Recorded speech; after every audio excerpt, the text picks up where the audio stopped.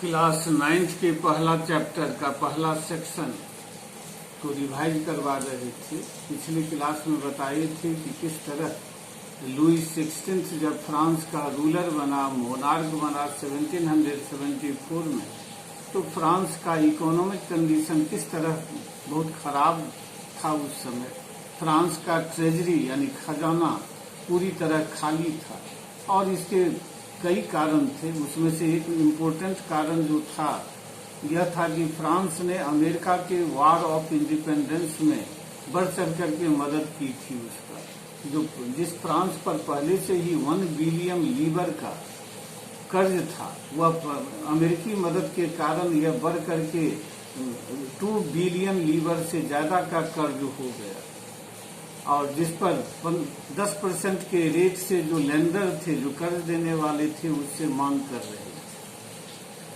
और दूसरा कारण था कि सोशल कंडीशन इस तरह का उस समय फ्रांस में था कि जो कॉमन पीपल ही मात्र टैक्स देते थे, जिनके पास मात्र 40% के लगभग टोटल लैंड का लैंड था उनके पास, जबकि 60% लैंड रखने वाले जो नोबिलिटी क्लास के लोग, जो चर्च थे, क्लर्जी के लोग और जो रिचर सेक्शन थे कॉमन पीपल के, उनके पास 60% लैंड था। इस तरह लगभग 60% लैंड पर गवर्नमेंट को कोई टैक्स नहीं मिलता था। तो फ्रांस का इनकम कम होने का एक इम्पोर्टेंट कारण यह था।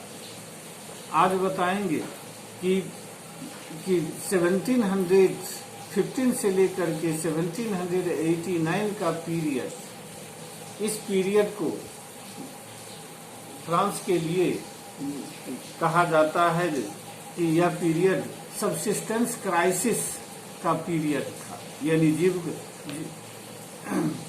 इस पीरियड में लोगों को जीने के लिए जो जरूरी संसाधन चाहिए, जो जरूरी चीजें चाहिए, वे उपलब्ध नहीं थे। जीविका संकट का समय था। सबसिस्टेंस क्राइसिस माने जीविका संकट। इसको ऐसे डिफाइन कर सकते हैं कि subsistence crisis is an extreme situation in which the basic needs of the people fall in danger. यानी कि जिस जीविका संकट वह ऐसी स्थिति है जिसमें लोगों की मूलभूत आवश्यकताएं संकट में पड़ जाती हैं, इंडेंजर्ड हो जाती हैं, जिसका मतलब ये हुआ कि लोगों को पर्याप्त भोजन नहीं मिलता है, पहनने के लिए वस्त्र नहीं मिलते हैं, रहने के लिए घर नहीं मिलते। फ्रांस में इस सबसिस्टेंस क्राइसिस या जीविका संकट के कई कारण थे, जिसमें से सबसे पहला कारण था कि 1715 से लेकर के 1789 के बीच फ्रांस में पॉपुलेशन बड़ी तेज रफ्तार से बढ़ी। ये आंकड़ों से इसे समझा जा सकता है कि 1715 में फ्रांस का पॉपुलेशन 23 मिलियन था, जो 1789 में बढ़ करके 28 मिलियन हो गया। यानी कि इस पीरियड में फ्रांस का पॉपुलेशन 5 मिलियन बढ़ा। 5 million means 50 lakh. 50 lakh France का पॉपुलेशन बढ़ गया। और जिस रफ्तार से पॉपुलेशन बढ़ा, उस रफ्तार से फूड ग्रेन का प्रोडक्शन नहीं हुआ। ये नतीजा यह था कि जो डिमांड और फूड ग्रेन के डिमांड और सप्लाई में बहुत बड़ा गैप पैदा हो गया और इस गैप के कारण फूड ग्रेन का प्राइस बहुत तेजी से बढ़ने लगा। उस समय फ्रांस के लोगों का स्टेपल फूड यानी मुख्य भोजन जो था वो ब्रेड था और ये ब्रेड की स्कार्सिटी हमेशा बनी रहती थी। गरीब लोग महंगाई के कारण जो महंगे ब्रेड खरीद नहीं पाते थे, वे स्टारवेशन के शिकार होने लगे, भूखमरी के शिकार होने लगे। बढ़ती पॉपुलेशन का दूसरा परिणाम यह हुआ कि अनएम्प्लॉयमेंट बड़ी तेजी से बढ़ी। जिस रफ्तार से एम्प्लॉयमेंट के साधन बढ़ रहे थे, उससे ज्यादा रफ्तार से पॉपुलेशन बढ़ी।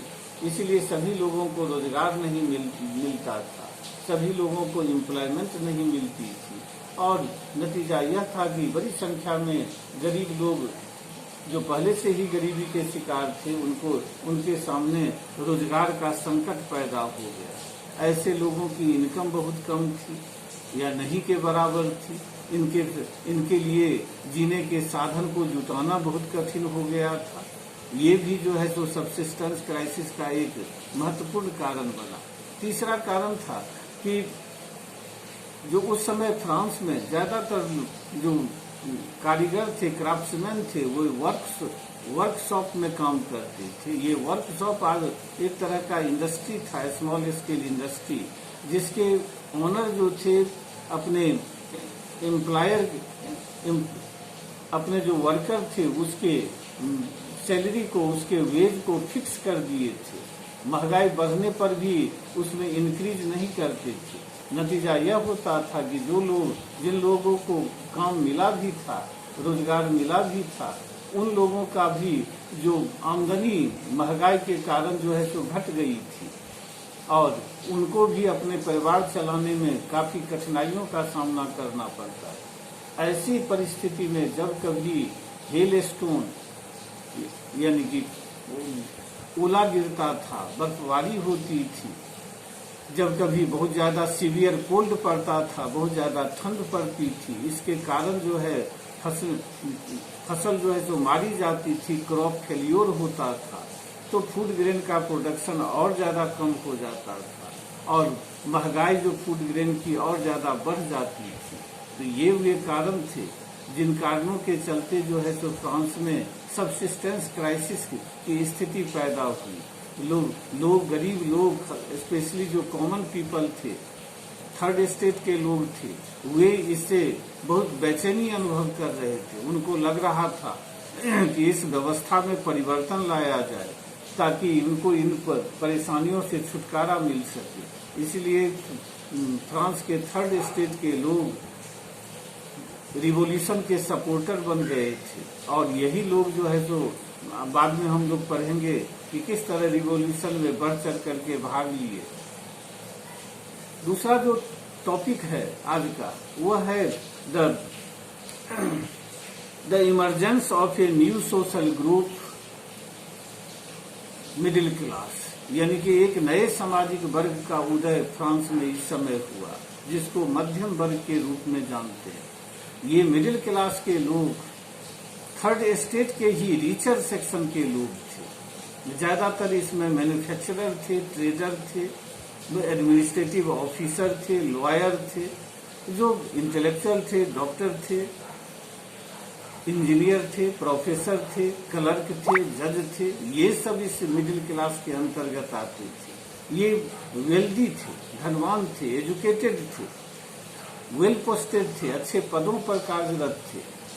तो इन लोगों का उदय हुआ और इन्हीं लोगों ने ये फ्रांस में थर्ड स्टेट की जो परेशानी थी, जो समस्याएं उनके सामने थी, उन बातों को लेकर के जो रिवॉल्यूशन का नेतृत्व यही नए वर्ग के लोग यानी कि मिडिल क्लास के लोग, थर्ड स्टेट के रिचर सेक्शन के लोग, एजुकेटेड सेक्शन के लोग, एजुकेटेड लोग, जो पढ़े लिखे थर्ड स्टेट के लोग थे, इन्हीं लोगों ने नेतृत्व प्रदान किया, लीड किया रिवॉल्यूशन में।